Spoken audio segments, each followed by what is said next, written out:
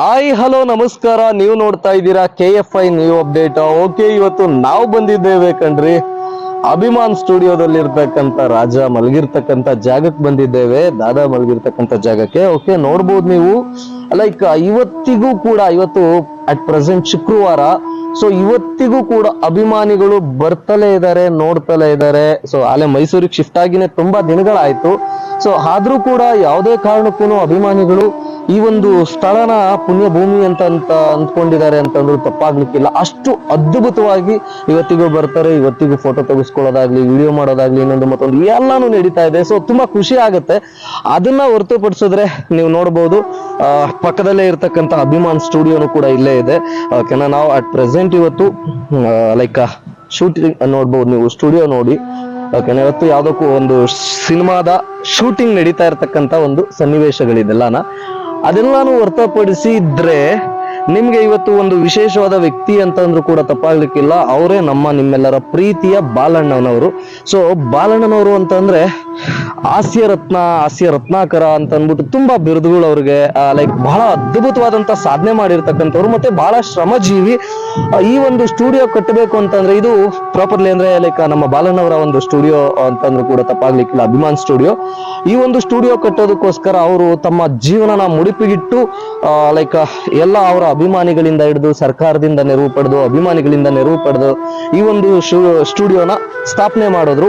So ಸ್ಥಾಪನೆ ಮಾಡಿ ಬಹಳ ಅದ್ದೂರಿಯಾಗಿ ಏನೋ ಸ್ಟುಡಿಯೋ ಹೋಗ್ತಾ ಇತ್ತು ವೀಕ್ಷಕರೇ. ಆದ್ರೆ ಇವತ್ತು ಅದೇ ಬಾಲಣ್ಣನವ್ರನ್ನ ನಿಜಕ್ಕೂ ಕೂಡ ತುಂಬಾ ಮನ್ಸಿಗೆ ಬೇಜಾರಾಯ್ತು. ಈ ಒಂದು ಲಾಗ್ ಮಾಡ್ತಾ ಇರುವಂತ ಉದ್ದೇಶ ನನ್ಗೆ ನಿಜಕ್ಕೂ ಮನ್ಸಿಗೆ ತುಂಬಾ ಬೇಜಾರಾಗ್ತಾ ಇದೆ.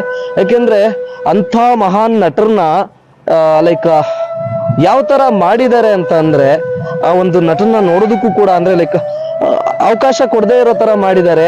ಬಾಲಣ್ಣನವರ ಅಭಿಮಾನಿಗಳು ಕೂಡ ತುಂಬಾ ಹೆಚ್ಚಿನ ಅಭಿಮಾನಿಗಳಿದ್ದಾರೆ. ಸೊ ಅಂತ ಹೆಚ್ಚಿನ ಅಭಿಮಾನಿಗಳಿದ್ರು ಕೂಡ ಇವತ್ತು ನಮ್ಮ ಬಾಲಣ್ಣನವರ ಒಂದು ಸಮಾಧಿ ಇರ್ತಕ್ಕಂಥ ಜಾಗನ ನೀವು ನೋಡ್ಬೋದು.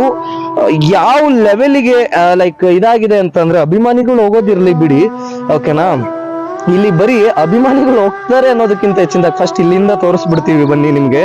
ಓಕೆನಾ, ಅಭಿಮಾನಿಗಳು ಹೋಗೋದಿರ್ಲಿ, ಇಲ್ಲಿ ನಾರ್ಮಲಿ ಅವ್ರ ಫ್ಯಾಮಿಲಿಯವರು ಕೂಡ ಹೋಗದೆ ಇರುವಂತ ಸ್ಥಿತಿಗತಿಗಳು ಈ ಒಂದು ಜಾಗದಲ್ಲಿ ಕ್ರಿಯೇಟ್ ಆಗಿದೆ ಅಂತಂದ್ರೂ ಕೂಡ ತಪ್ಪಾಗ್ಲಿಕ್ಕಿಲ್ಲ ವೀಕ್ಷಕರೇ. ಅಂತ ಮಹಾನ್ ನಟರನ್ನ ನೋಡಿ ಯಾವ ತರ ಬೇಲಿ ಹಾಕಿ ಬಂಧಿಸಿದ್ದಾರೆ ಅಂತಂದ್ರೆ ತಪ್ಪಾಗ್ಲಿಕ್ಕಿಲ್ಲ ವೀಕ್ಷಕರೇ. ಅಷ್ಟು ಮಟ್ಟಕ್ಕೆ ಅಂದ್ರೆ ಏನ್ ಆಗ್ತಾ ಇದೆ ನಮ್ಮ ಕನ್ನಡ ಸಿನಿಮಾ ರಂಗಕ್ಕೋಸ್ಕರ ಎಂತೆಂತ ಕೊಡುಗೆಗಳನ್ನ ಕೊಟ್ಟಿದ್ದಾರೆ ಅಂತಂದ್ರೆ, ನಮ್ಮ ಬಾಲಣ್ಣನವರಾಗ್ಬೋದು ಅಥವಾ ಡಾಕ್ಟರ್ ವಿಷ್ಣುದಾದ್ ಅವರಾಗ್ಬೋದು, ಅನೇಕ ಜನರುಗಳು.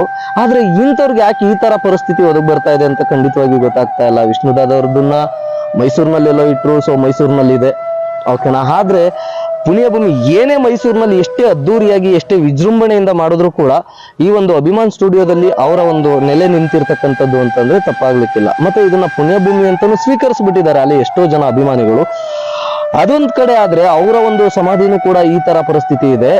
ಅದನ್ನ ಹೊರತುಪಡಿಸಿದ್ರೆ ಬಾಲಣ್ಣನವರ ಸಮಾಧಿನ ನೋಡ್ಲಿಕ್ಕಲ್ಲ, ಅದನ್ನ ಅಟ್ಲೀಸ್ಟ್ ಯಾವ ತರ ಇದೆ ನಮ್ಗಂತೂ ನಾವು ತುಂಬಾ ಸರಿ ನೋಡ್ತಾ ಇರ್ತೇವೆ. ಆದ್ರೆ ಹೊಸಬ್ರುಗಳು ಯಾರಾದ್ರೂ ಬರೋ ಅಂತವ್ರಿಗೆ ಖಂಡಿತವಾಗಿ ಈ ಒಂದು ಸಮಾಧಿ ನೋಡ್ಲಿಕ್ಕೂ ಕೂಡ ಆಗೋದಿಲ್ಲ ವೀಕ್ಷಕರೇ. ಅಷ್ಟು ಹೀನಾಮಯವಾಗಿ ಒಂದು ಕಾಂಪೌಂಡ್ ಎಲ್ಲ ಹಾಕಿ, ಬೇಲಿ ಎಲ್ಲ ಹಾಕಿ, ಅವರವರ ಒಂದು ಒಳ ರಾಜಕಾರಣ ಇರ್ಬೋದು ಅಥವಾ ಏನೇ ಒಂದು ಹಣಕಾಸಿನ ಒಂದು ಸಮಸ್ಯೆಗಳಿರ್ಬೋದು. ಆದ್ರೆ ಒಬ್ಬ ಮೇರು ನಟ, ಮೇರು ಹಾಸ್ಯ ಕಲಾವಿದ ಆದಂತಹ ನಮ್ಮ ಬಾಲಣ್ಣನವರ ಒಂದು ಸಮಾಧಿನ ಎಷ್ಟೋ ಜನ ಅವರ ಅಭಿಮಾನಿಗಳು ವೀಕ್ಷಣೆ ಮಾಡ್ಲಿಕ್ಕೂ ಕೂಡ ಅವಕಾಶ ಇಲ್ಲದೆ ಇರೋ ತರ ಮಾಡಿರ್ತಕ್ಕಂಥದ್ದು ನಿಜಕ್ಕೂ ಕೂಡ ಖಂಡನೀಯ. ನಾನ್ ಕೇಳ್ಕೊಳ್ಳೋದು ಕೂಡ ಅಷ್ಟೇ, ದಯಮಾಡಿ ಈ ಒಂದು ಯಾವುದು ಏನು ಆಸ್ತಿ ವಿಚಾರ, ಇನ್ನೊಂದು ಮತ್ತೊಂದು ಏನೇ ಒಂದು ಕೋರ್ಟ್ ಕೇಸ್ ಇದ್ರೂ ಕೂಡ ಅದನ್ನ ಒಂದು ಪಕ್ಕಕ್ಕಿಟ್ಟು ಆ ಒಂದು ಬಾಲಣ್ಣನವರ ಒಂದು ಸಮಾಧಿನೂ ಕೂಡ ವೀಕ್ಷಿಸೋದಕ್ಕೆ ಅಭಿಮಾನಿಗಳಿಗೆ ಅವಕಾಶ ಮಾಡ್ಕೊಂಡು ಕೊಡ್ಬೇಕು ಅಂತ ನಾನು ಈ ಮೂಲಕ ಕೇಳ್ಕೊಂತಾ ಇದ್ದೇನೆ. ದಯಮಾಡಿ ಎಲ್ರಿಗೂ ಕೇಳ್ಕೊಂತೇನೆ. ಈ ವಿಡಿಯೋ ನಿಮ್ಗೂ ಕೂಡ ಇಷ್ಟ ಆಗಿದ್ರೆ ಒಂದು ಲೈಕ್, ಕಮೆಂಟ್, ಶೇರ್ ಮಾಡೋದ್ರ ಜೊತೆ ನೀವಿನ್ನೂ ನಮ್ಮ ಚಾನಲ್ಗೆ ಸಪೋರ್ಟ್ ಮಾಡಬೇಕು ಅಂತಂದ್ರೆ ಅಲ್ಲೇ ಪಕ್ಕದಲ್ಲಿ ಇರ್ತಕ್ಕಂಥ ಜಾಯಿನ್ ಬಟನ್ ಒತ್ತಿ ಜಾಯಿನ್ ಆಗಿ. ಧನ್ಯವಾದ.